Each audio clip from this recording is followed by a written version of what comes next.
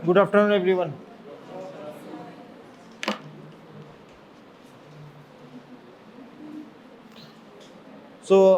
In head, neck, and face, the first topic is salivary glands.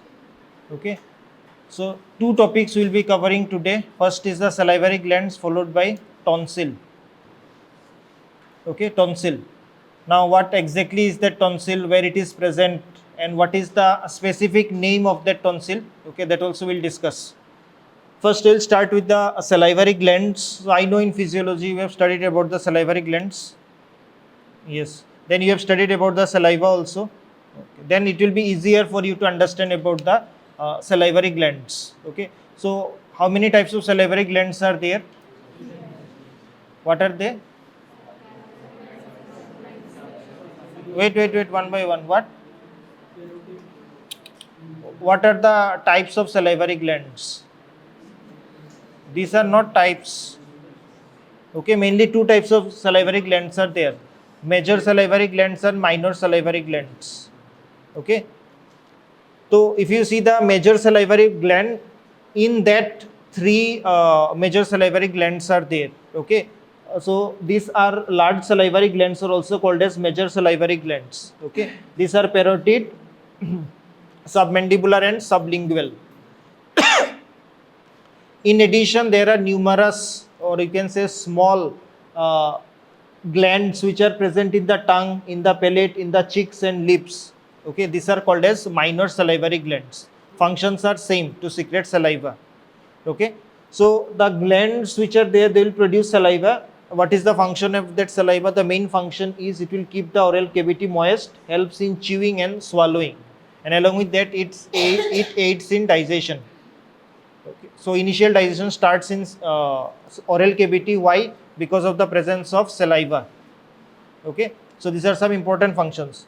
So now we have to categorize this particular salivary glands into two types: major and minor salivary glands. Okay. So what are the major salivary glands? Already you know, parotid gland, which is the largest one. After that, submandibular and sublingual. Okay. Now see, today we will be discussing about the microscopic structure only. Okay, in detail you have to study about the salivary glands. For example, the location of the salivary gland, the structure of the salivary gland, shape of the salivary gland, parts of the salivary gland, then ducts of the salivary gland. Okay, from where to where the duct is extending, and after that where the duct is opening. Can anyone tell me where is the vestibule of your mouth? Do you know what is the vestibule of the mouth, oral cavity? The oral cavity is divided into two parts: oral cavity proper and vestibule. Now, do you know what is this vestibule? No. Okay, no problem. In that vestibule only, the ducts of the salivary gland, it opens. Okay. So when you will study about the salivary glands, at that time you have to, before that you have to understand about the vestibule of oral cavity. Okay. So all those things will be discussed in the lecture hall. Today I hope you have studied about the scalp. Is it done or left? Done. Okay. And in dissection, I hope you have seen the scalp also, where it is present. No. Okay, no problem. So scalp is done. For example, tomorrow we'll be discussing about the face. Okay. So gradually we'll go into the oral cavity also, because in head, neck and face you have to study about the tongue and its associated structure, soft palate, hard palate. Okay, so for that we have to study about the oral cavity. At that time I will show you the vestibule of the mouth. Okay, so in that vestibule only the major salivary glands, the ducts of those major salivary glands, they open. Okay, mainly these two, parotid and submandibular, not the sublingual. Next, so these are the major salivary glands. Next, there are some minor salivary glands. Okay, so what are those minor salivary glands? As you can see the list of the minor salivary glands. So lingual mucous gland is there, then lingual serous gland, buccal gland, labial gland and palatal glands. Okay, so these are minor salivary glands. So these are situated at various places inside the oral cavity. Okay. So lingual means it is situated in the posterior 1/3 of the tongue. Then lingual serous gland located near the circumvallate papillae of the tongue. So now I am not going in detail about all those things, because we have not discussed about the tongue, we have not discussed about the cheeks, we have not discussed about the lips. Okay, so that's why I am not going in detail about it, but please keep that in mind, that minor salivary glands are also present in various part. Okay, now have you noticed one thing over here in the list? See, first here I have mentioned lingual mucus gland, then here I have mentioned lingual serous gland. Okay, so two different things, same, they are salivary glands only, but there will be difference in the secretions. Okay, there will be difference in the secretion. So today we will be focusing mainly on what are mucus glands, okay, salivary glands, and what are serous salivary glands. Okay, what is exactly present in the secretion. That's why I have shown you this a particular list where you can see different types of minor salivary glands are present. Now same this mucus part and serous part, they are present in major salivary glands also. Okay, I hope you have seen this diagram before. Now this diagram is showing which type of glands, major or minor? Major salivary glands. Okay, so as you can see, parotid gland is there, submandibular gland is there, and sublingual gland is there. Okay, so these are three major, actually there are three pairs. Okay, so this is of one side, in that side also same glands are present. Okay, now in histology mainly we will be discussing about the structure of these glands. Okay, what is present inside this gland. Okay, here also same story will be repeated. For example, capsule will be there, stroma will be there, parenchyma will be there, and along with that ducts will be there. Okay, if you remember the histology of pancreas, I don't know whether you have studied or not for this particular exam. If you have studied, if you remember, then you can correlate the structure with this one. Okay. Now before going to the salivary glands, okay, as I have mentioned, we will be discussing about the sorry, major salivary glands. Okay, so three pairs of major salivary glands are there: parotid gland, then submandibular gland, and sublingual gland. Okay, now here I have mentioned one thing, okay, which I have mentioned in case of minor salivary glands also. For example, here you can see parotid gland, predominantly serous acini is present. Okay, that means serous glands are present, or the secretions which are coming out from this type of cells are different from mucus acini. Okay, what is acini? Don't ask me, because that, as I said, we have discussed in pancreas. Pancreatic acini, acinar cells, centroacinar cells, diagram. Okay, so please refer to all those things. Here I will not repeat it again. Okay, so please see here carefully. So three pairs of salivary glands are there. In that, first you can see the parotid gland, it is predominantly serous acini. In case of submandibular gland, it is mixed. That means serous part is there and mucus part, both the parts are present. And here sublingual gland, it is also mixed, but predominantly it is mucus acini. Okay, now this particular point will help you to identify the slide under microscope.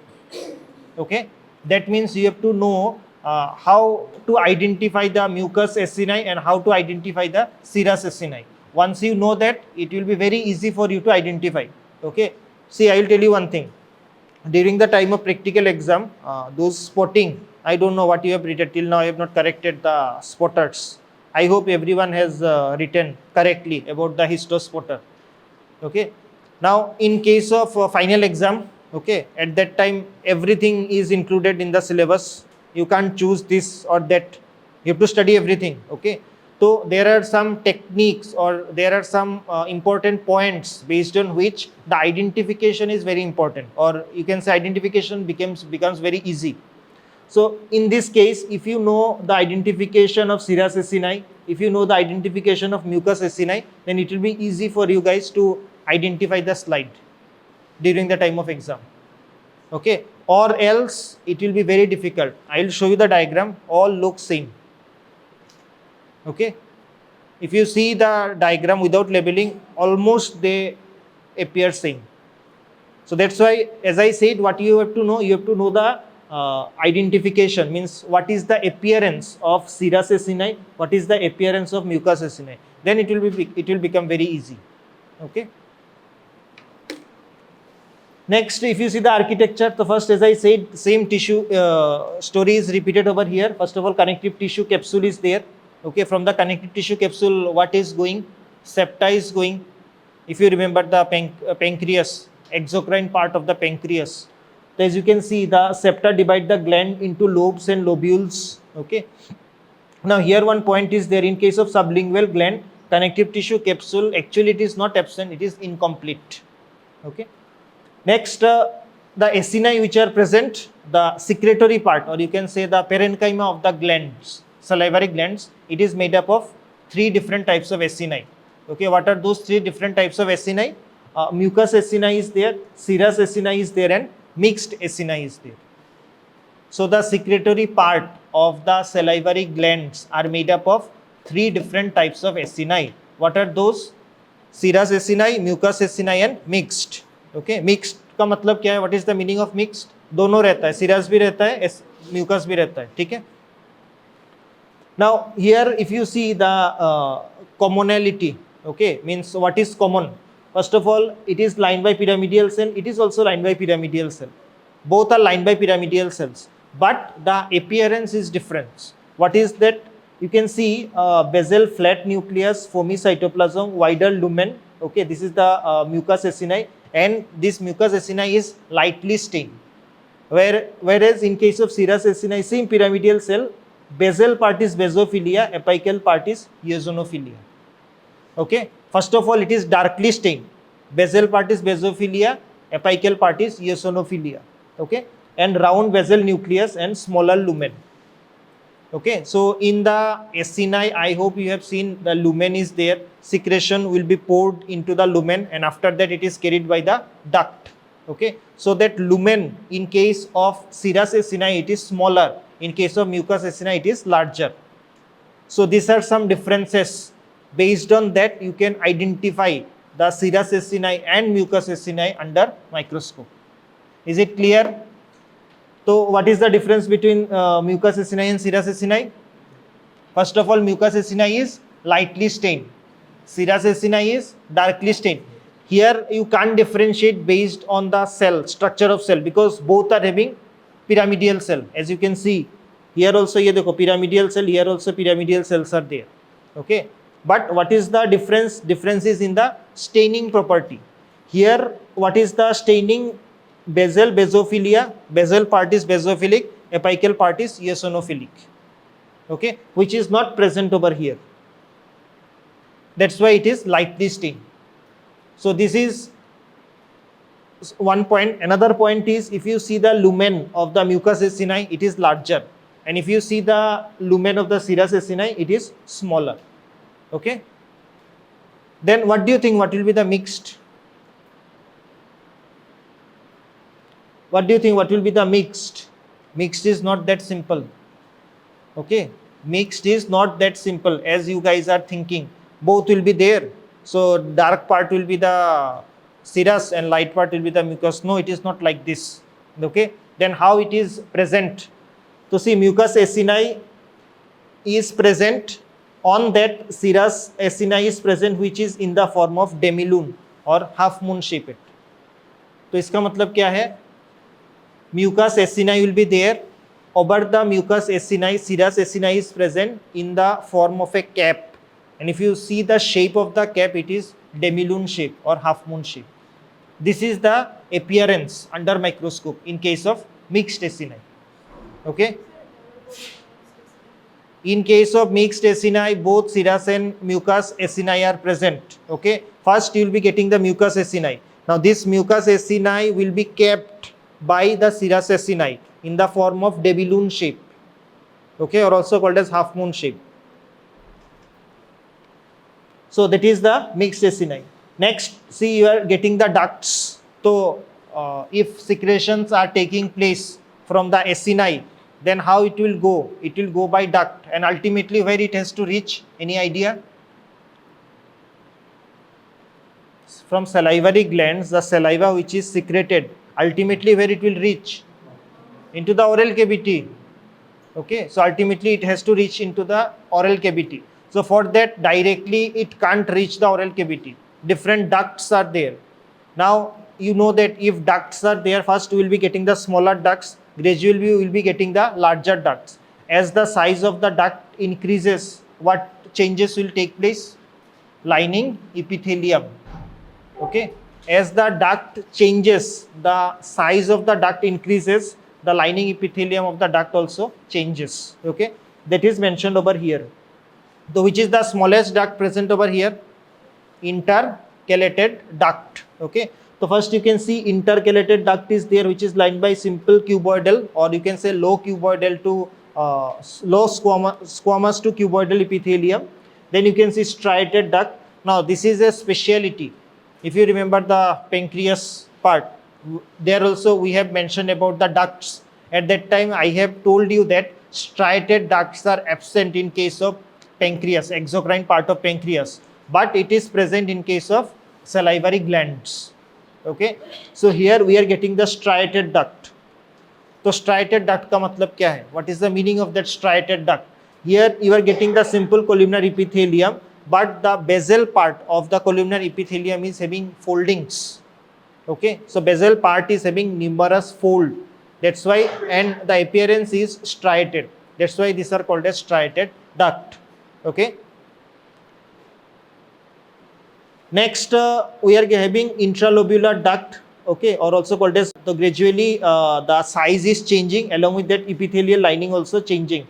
You can see columnar, then stratified cuboidal, and stratified squamous.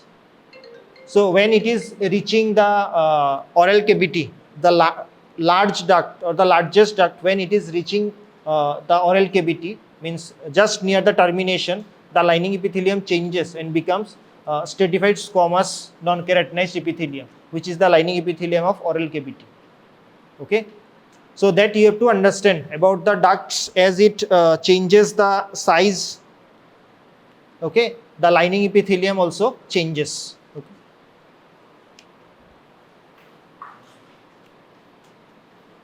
Now there are some basic structure which is present in all three glands.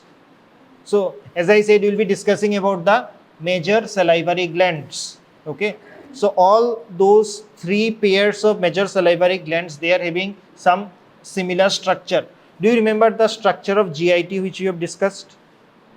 First we have discussed about the structure of GIT. I have told you that 4 basic layers are there.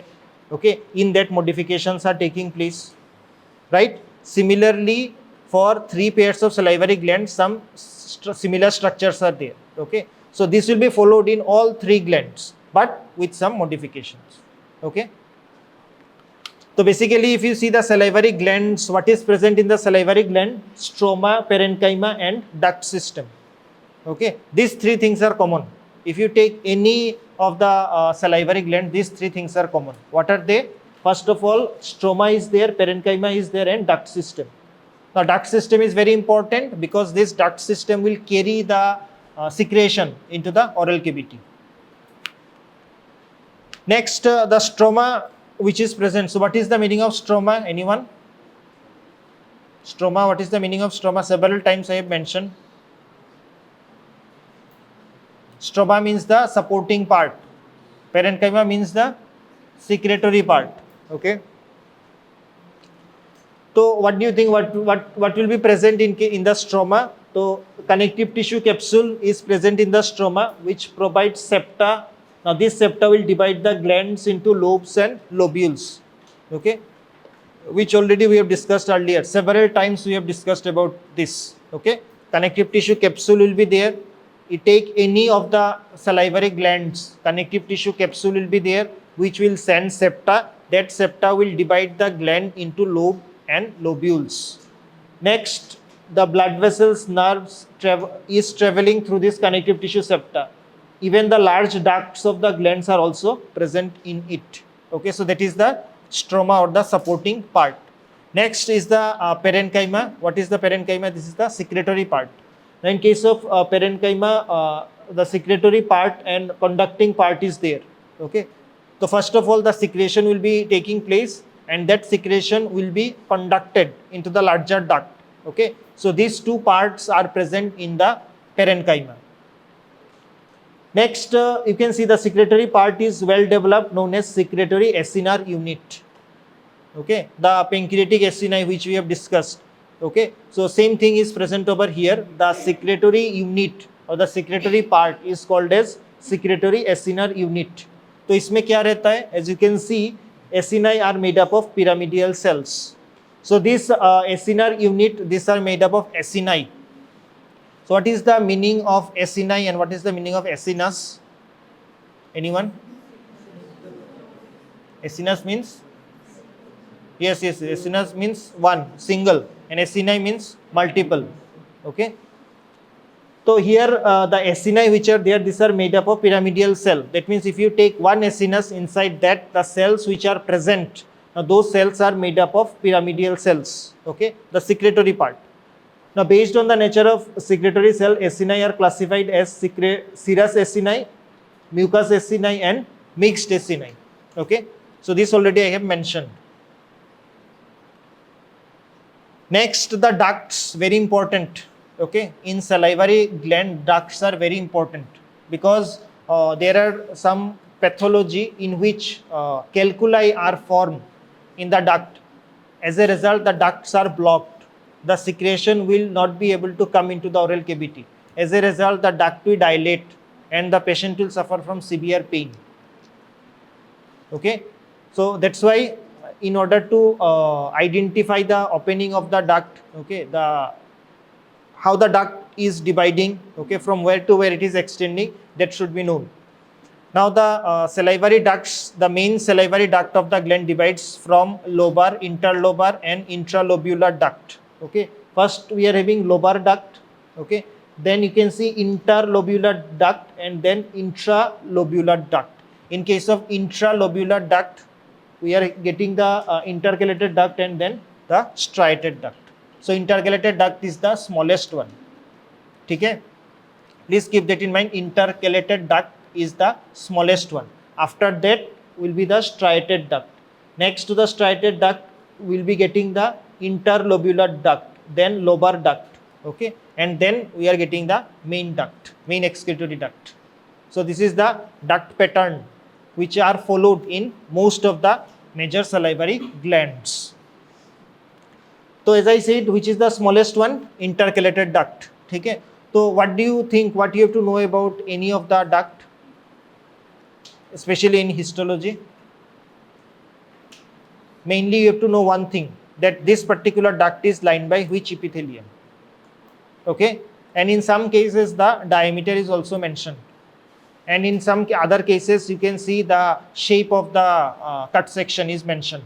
Okay, but in most of the cases you have noticed that only the lining epithelium is enough. So here you can see these are lined by low cuboidal epithelium. Okay, now this duct connect the secretory acini to the larger duct.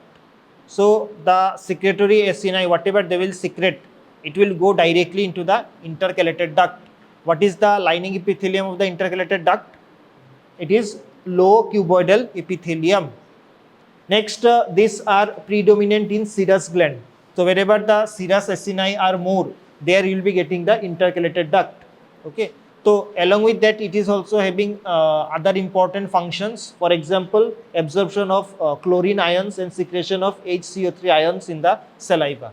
Okay, if you have studied the composition of saliva, you will know what are present in the saliva. Next is the striated duct. Now this is very important. Why? Because when you will study the parotid gland, at that time you will see that this is one of the most important striking feature to recognize the parotid gland, because of the presence of striated duct. Okay, so इसमें क्या होता है? Striated means striations will be there. Okay, so here this duct connects the intercalated duct with the interlobular duct. Okay, intercalated duct and interlobular duct are connected to each other with the help of striated duct. Now these are lined by simple columnar epithelium. but the basal part of the columnar epithelium, they are having infoldings. Okay, that means foldings are there because of the presence. I am shouting continuously and you have to drink water.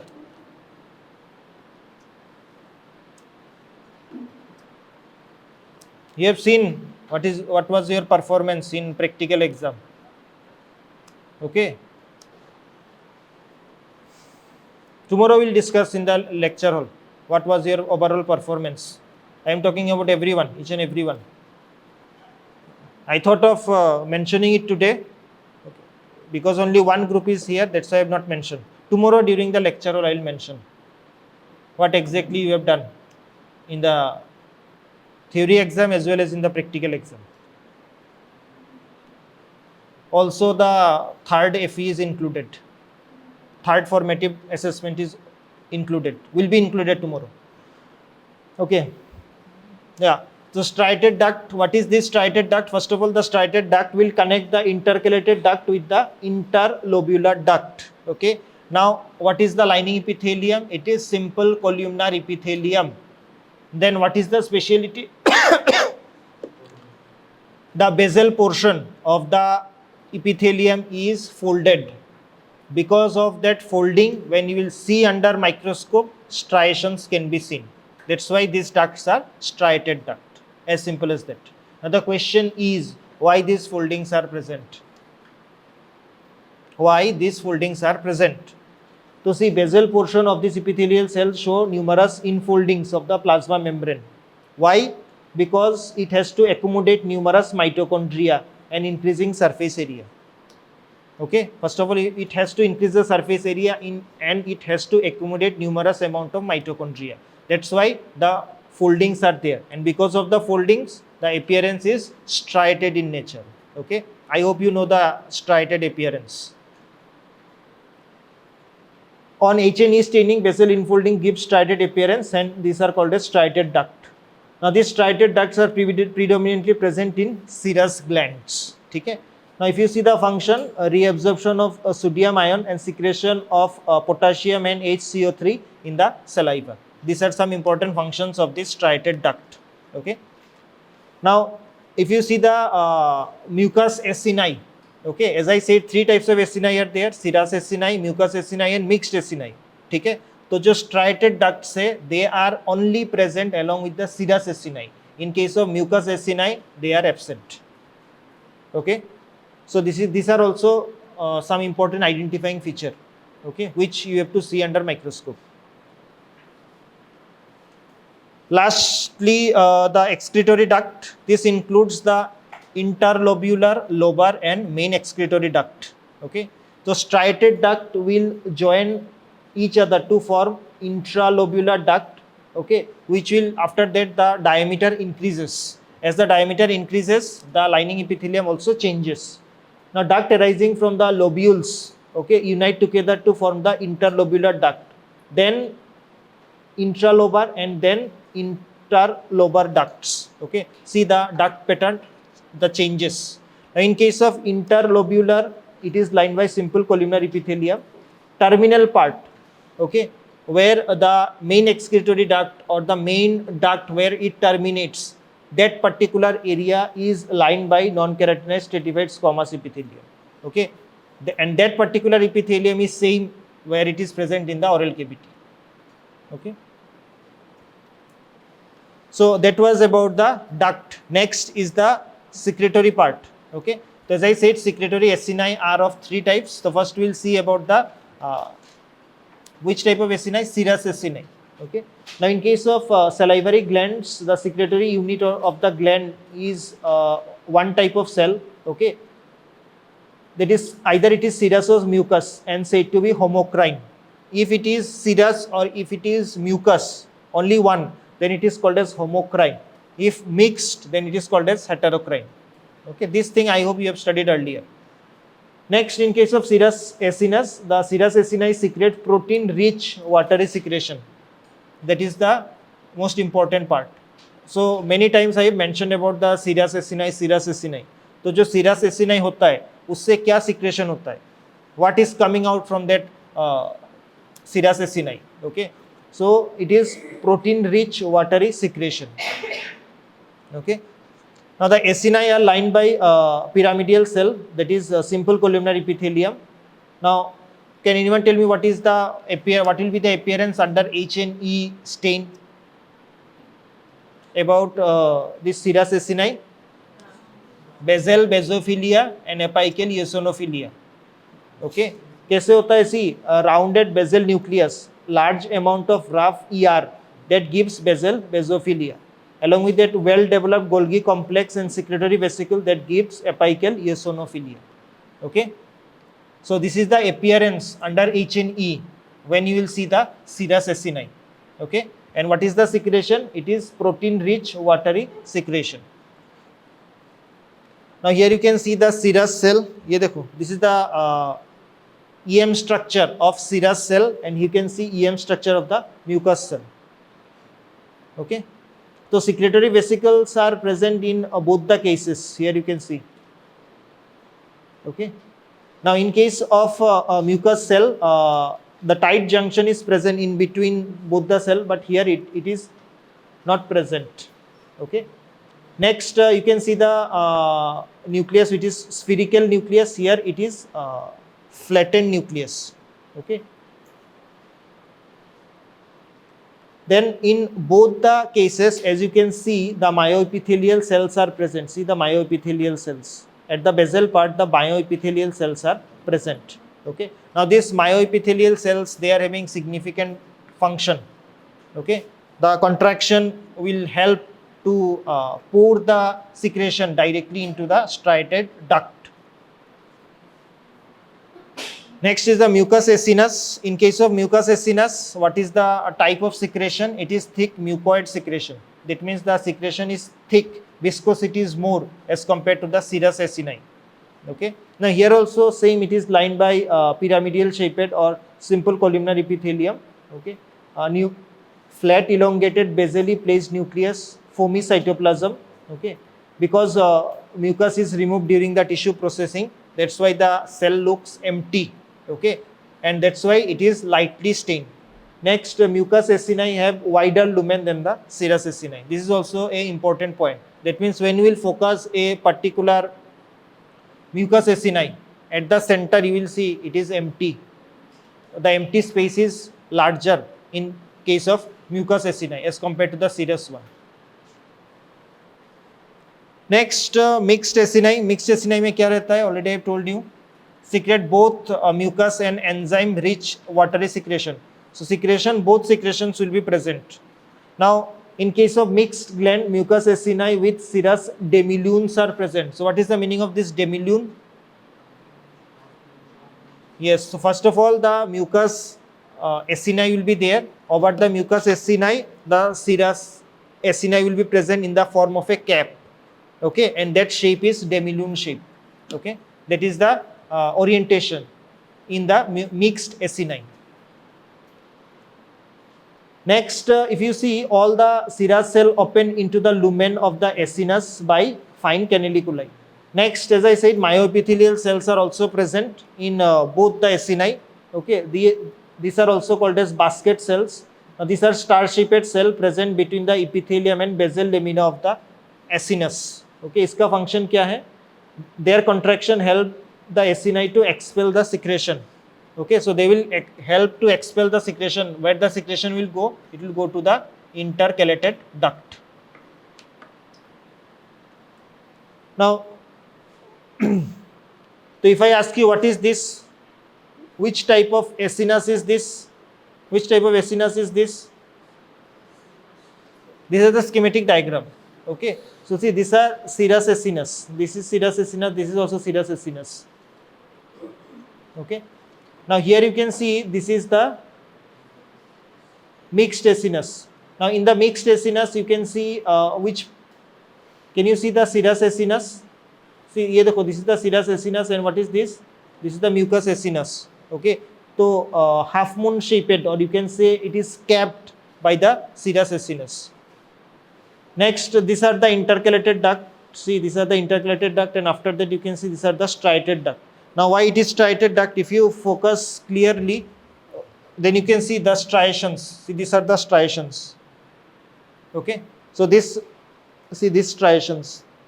So these striations can be seen. This is a schematic diagram, not histological image. Okay, so in this schematic diagram you can see the striations are present. So because of the presence of this striation, these ducts are also called as striated duct. Okay, so whatever we have discussed, that was the overall structure of all three pairs of salivary glands. Okay, now we'll choose one by one. So which is the first one? Parotid gland. So which is the largest salivary gland? Parotid gland. Now in case of parotid gland, it is called as compound tubuloalveolar gland.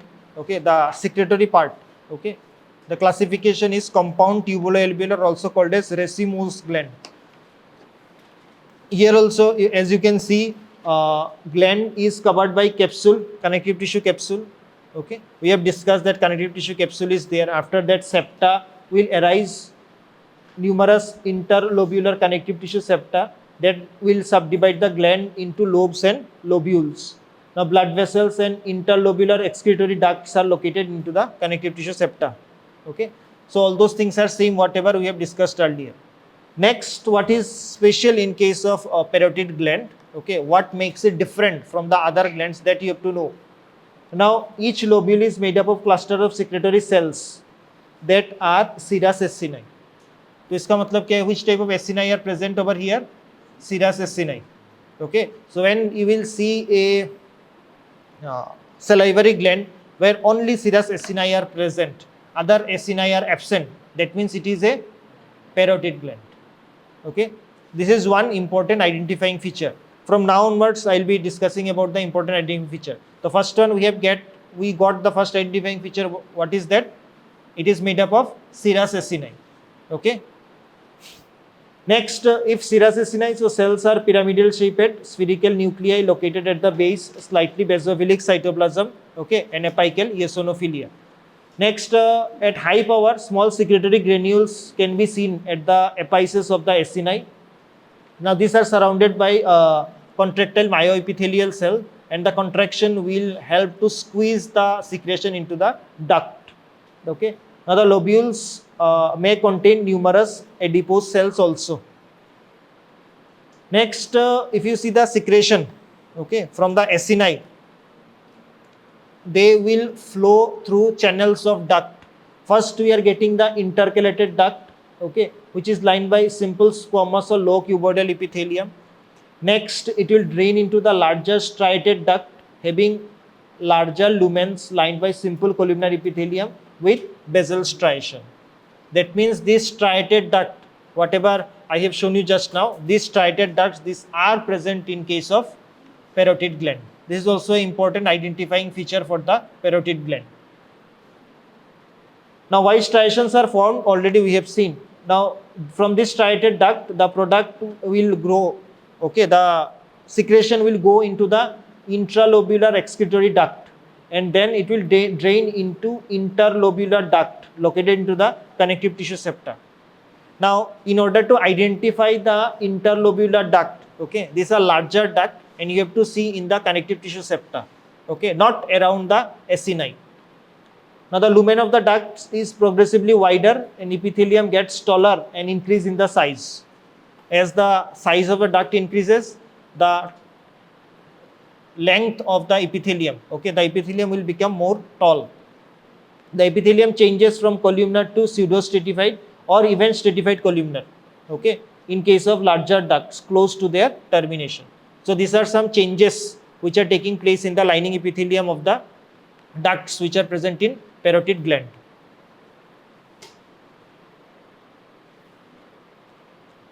Now here you can see this is the schematic diagram of the parotid gland. Okay, so what you can see over here, see this is low power low magnification, this is under high magnification. Okay, now if you concentrate over here, so as I said, first of all, what will be there? Capsule will be there. From capsule we are getting septa. So ये देखो, these are the septa, interlobular connective tissue septa. ये देखो, okay. So this will be one lobule. This is one lobule. This is one lobule. This is one lobule. ठीक है. Now if you concentrate over one particular lobule, okay, concentrate over here, then what you will get, first of all you can see the serous acini, ye dekho, these are serous acini, all these are serous acini, okay. Here you will not get mucous acini. Now see, as I have mentioned that in case of serous acini it is darkly stained, in case of mucous acini it is lightly stained. Now can you see some structure lightly stained, ye dekho yahan pe hai, yahan pe hai, can you see? It doesn't mean that these are mucous acini, these are ducts, okay, these are different types of ducts.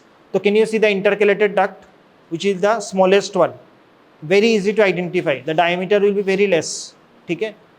So as you can see, this is the intercalated duct, see the diameter is very less, okay. Next you can see the striated duct. Now in order to identify the striation you need high magnification, okay. So see, this is the striated duct.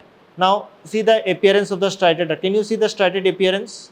Ye dekho striated appearance, okay. So with the help of this you can identify the striated duct, okay. So first you have seen the intercalated duct, next we have seen the striated duct. After that, if you see this interlobular connective tissue septa, then you can see you are getting the interlobular duct. Ye dekho, this is the interlobular duct. See the interlobular duct, okay, and see the appearance of the high power magnification appearance of the serous acinus, okay. This is the way to identify the parotid gland, okay. So parotid gland, how you will identify? First you have to see for the yes, connective tissue capsule. After that, septa, connective tissue septa. So through connective tissue septa, blood vessels, nerves are present. As you can see in the, these are the blood vessels. Okay, these are the blood vessels which are present in the connective tissue septa. Okay. Now in connective tissue septa, apart from the blood vessels, nerves, what are present? As you can see, interlobular ducts are also present. And as I said, interlobular ducts, the lumen will be larger, or you can say diameter will be larger. Just see the diameter of this particular duct. See the diameter of this particular duct. Okay. Along with that, lining epithelium is also keep on changing. Okay. Next, you can see all darkly stained acini are present. Okay. That means these are serous acini. Basal basophilia, apical eosinophilia. That is the identifying feature for serous acini. And along with that, it is darkly stained. Next, if any lightly stained structures are present around it, this will be nothing but the ducts, okay, as you can see over here, okay. Next, in order to identify the striated duct, intercalated duct का जो diameter है, it will be very less, ठीक है. Next, if you have to identify the striated duct, which is one of the most important identifying feature in case of parotid gland, okay, what you have to see, you have to zoom under high magnification. तो उसमें क्या दिखाई देगा? You can see the striations. So from there you can identify the striated ducts. Okay. So this is the schematic diagram which you have to draw in your practical notebook. So can you identify? First, what you have to notice? पहले क्या देखना है? See, capsule every time it is not present, ठीक है? Because capsule बाहर रहता है. From that particular part, if the section is not taken, you can't see the capsule. Okay? We'll assume that from there we have not taken the section. That means you can't see the capsule, but you can see the connective tissue septa. Okay? Connective tissue septa रहेगा everywhere. Can you see the connective tissue septa over here? ये देखो, this is the connective tissue septa. ये connective tissue septa है. ठीक है. Next what you can see, ये जो darkly stained है, ये जो डार्कली स्टेन्ड एरिया है, this one, this one, this one, this, okay, this all this are serous acini. Okay, तो एक अच्छा से एक बार देखो सीरस एसिनाई कैसे दिखता है. ठीक है, डार्कली स्टेन हो रहा है. Okay, next if you want to identify the ducts, okay, तो see the intercalated duct. Okay, see the intercalated duct, the lumen will be very small. After that, see the striated duct. Okay, now in the striated duct, here it is difficult to identify. You have to zoom it under high magnification. Then you can see the striations. यहाँ पे दिखाई देता है. At the basal part, okay, you can see the striations. Okay. Next, can you see some empty spaces? Can you see some empty spaces? These are nothing but the adipocytes. Okay. These are also present. So when you will see this, don't assume that these are mucus acini. No, mucus acini का appearance से नहीं होता है. Okay.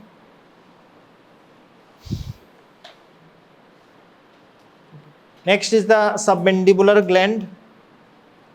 Okay, after parotid, which is the next one? Submandibular gland. Okay. Now, what do you think? Which type of gland is this submandibular gland?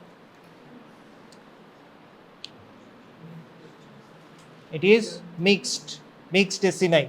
Okay. But you have to understand one thing. If it is mixed acini, which type of acini are more? Serous acini are more. Okay. So in case of submandibular gland, it is mixed, containing both serous and mucous acini, with serous acini predominating. That means more number of serous acini are present. So in this case, you can expect to see both serous as well as mucous acini. Along with that, what is present in the mixed one? What is the most important identifying feature for the mixed acini? Serous demilunes. So this demilune structure can also be seen over here. Okay. Now see, serous acini have smaller, darker stained pyramidal cell, spherical basal nuclei, and apical secretory granules. So these are the identifying feature for serous acini. Mucous acini, what will be the identifying feature? Larger lumen, lightly stained. Okay. More variation in the size and shape. Now mucous cells are columnar with pale and almost colorless cytoplasm. The nuclei are flattened and pressed against the base of the cell membrane. Now the serous demilunes are dispersed among the acini. That means here in this particular case, okay, in submandibular gland, you can see the serous demilunes. Okay. Now, ऐसा नहीं है कि in this particular part you will be getting more number of serous demilunes. These are widely distributed throughout the gland. So how the serous demilunes are situated? First of all, the mucous acini will be there, and it will have a cap of serous cell. Okay. So see, mucous acini have a cap of serous cells that are thought to secrete into highly convoluted intercellular spaces between the mucous cell. This is the orientation of the serous demilune.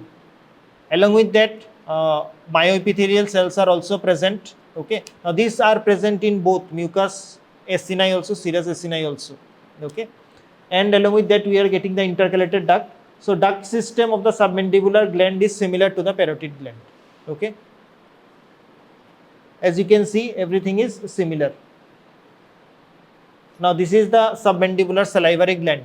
So previously I have shown you the parotid gland. Parotid gland में क्या देखा था? What you have seen in case of parotid gland? Only serous acini. यहाँ पे क्या दिखाई देगा? What? Both. But what is more? Serous acini. Can you locate the serous acini? Yes. ये देखो. तो ये जितना भी है, these are serous acini. These are all serous acini. Okay. In between this, you can see some mucous acini are there. Can you differentiate between the staining of serous and mucous acini? Yes. Okay. Next, can you see the demilunes? Serous demilune. Yes. So see, this is one serous demilune. This is one serous demilune. Okay. This is one serous demilunes. Okay. ये देखो, this is one serous demilune. तो serous demilune कैसे रहता है? How it is placed in the gland, in the mixed acini? First you will be getting the mucous acinus. ठीक है? Take one acinus, mucous acinus. इसके ऊपर क्या रहेगा? Half moon shaped or a cap like serous acinus will be present. Okay, that is called as serous demilune. Next, other things are same like the parotid gland.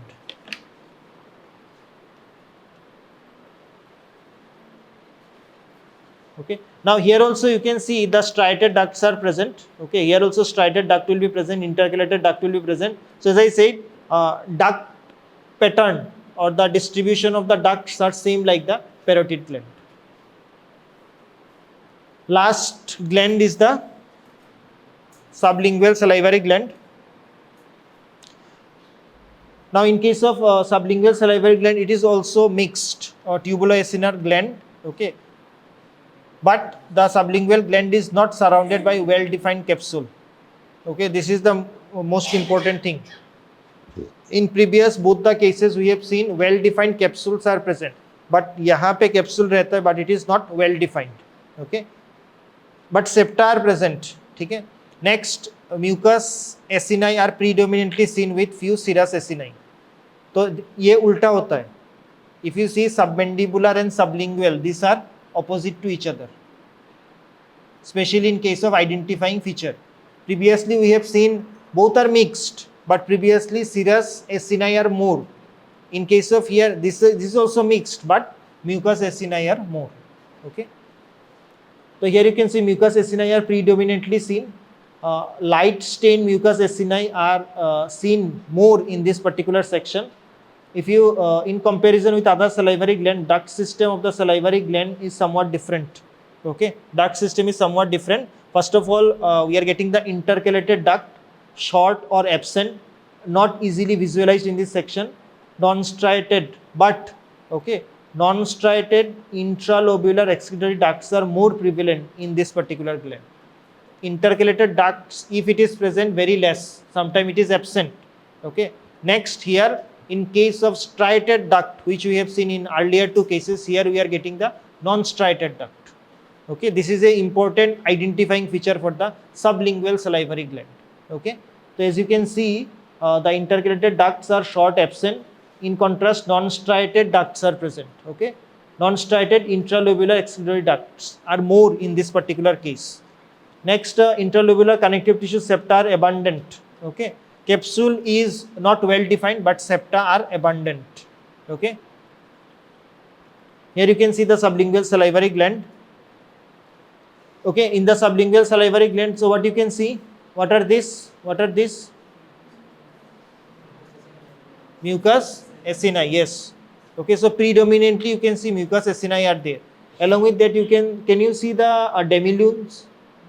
ये देखो, this is one demilune. Okay, this is one demilune. Okay, so predominantly mucus acini are there. So how to identify the mucus acini? Several times I have mentioned. I hope you can identify now easily. Okay. Next, you can see intercalated duct.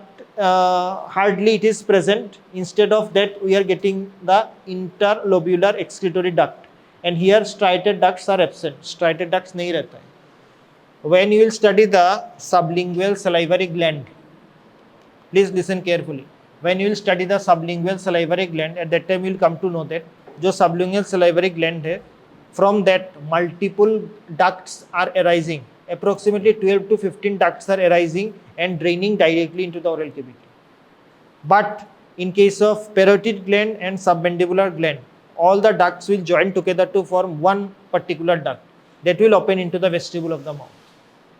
Okay, that is the difference between the branching pattern of the duct present in submandibular and sublingual and parotid gland. Okay, so that is all about the sublingual salivary gland. Now one small topic is left, that is the tonsil. Before going to the tonsil, have you heard about Weldier's ring? Anyone? Okay, forget about that. Have you anyone in the class, have you suffered from tonsillitis?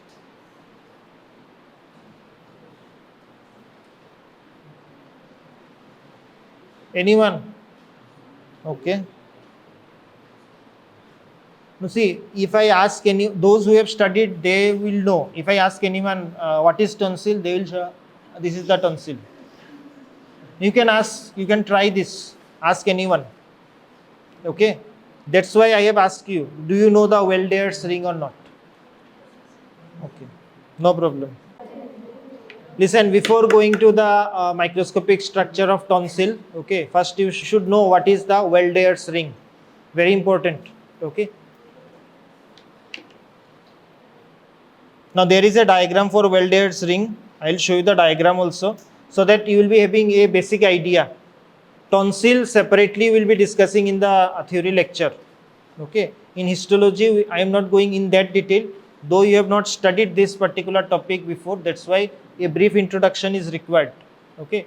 Now near the junction of the oral cavity and pharynx, okay, near the junction of the oral cavity with pharynx, what is present? There are some collection of lymphoid tissue, and those are referred to as tonsil. Okay, so if anyone asks you what is that tonsil, your answer will be the junction of the oral cavity and pharynx. Okay, after oral cavity, pharynx is there, and from pharynx we are getting the esophagus, which we have studied earlier. Okay, so in that particular junction, there are number of collection of lymphoid tissue. Okay, now the way they are collected, the size and shape becomes different. Okay, so that is called as tonsil. Now different areas are there where this collection of the lymphoid tissues are taking place. Okay, for example, the largest aggregation, okay, these are the right and left palatine tonsil present on the either side of the oropharyngeal isthmus. Okay, this is a part of pharynx. When we will discuss about the oral cavity, at that time we will come to know what is oropharyngeal isthmus. For the time being, please keep in mind that on the either side of the oropharyngeal isthmus, huge collection of lymphoid tissue are present, and those are called as tonsil. Now these are also known as palatine tonsils. Okay, these are also called as palatine tonsils. So from now onwards, you have to be specific whenever you are mentioning about the tonsil. Okay, now there are some other areas also where the tonsils are present. For example, the connection of the lymphoid tissue in the pharynx, the pharyngeal tonsil, on the posterior wall of the pharynx. Okay, on the posterior wall of the pharynx also some aggregation of lymphoid tissues are present. Those are called as pharyngeal tonsil. Next, smaller aggregations of lymphoid tissues are also present. Okay, on the posterior part of the tongue, these are called as lingual tonsil, and on the just above the opening of the auditory tube, that also you have to study. Okay, opening of the auditory tube, these are called as tubal tonsil. So together, if you see all the tonsil, okay, the location, and then you can draw a circle, and that circle is called as Welders ring. Okay, so those aggregation of lymphoid tissue where they are present around the junction of oral cavity and pharynx. Okay, the way they are situated, you can draw a ring or you can draw a circle, and that circle is called as Welders ring.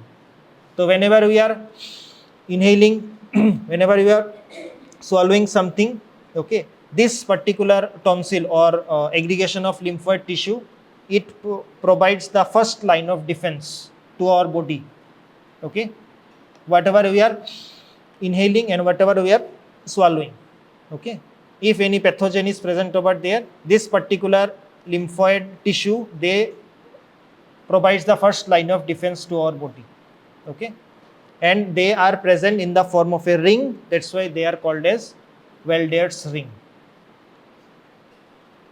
Now just see the diagram. Okay, now in this section, first of all, you can see what is this. This is the oral cavity, this is the nasal cavity.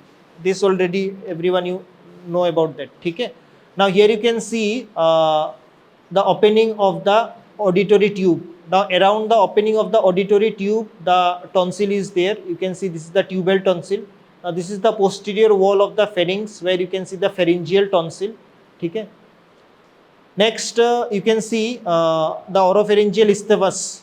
Around the both the side of the oropharyngeal isthmus, huge aggregation of lymphoid tissue are present. Now these are called as palatine tonsil. Okay, and on the posterior aspect of the tongue, again here the collection or aggregation of lymphoid tissues are there, and these are called as lingual tonsil.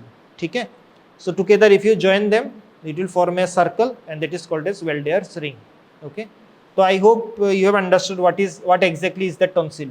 Okay, among them the largest one is the palatine tonsil. Okay, this one.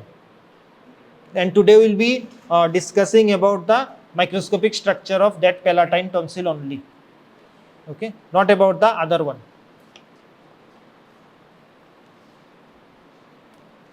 So what is present in the palatine tonsil? What is present in the palatine tonsil? First of all, lining epithelium is there. Very simple, lining epithelium will be the lining epithelium of oral cavity. What is that? Stratified squamous non-keratinized epithelium. Next, tonsillar crypts are there. Do you remember the crypts which you have studied in intestine? Crypts of Lieberkühn, same similar type of deep crypts are there. The crypts are present, but they are very deep. Okay, so these crypts are present, though they are present in case of tonsil. That's why they are called as tonsillar crypts. Okay, how they are formed? Invagination of the epithelium, and they are also lined by same epithelium. Now below the lining epithelium, we are getting the lymphoid tissue, aggregation of lymphatic follicles supported by reticular tissue or reticular fibers. Okay, this is the structure of the palatine tonsil.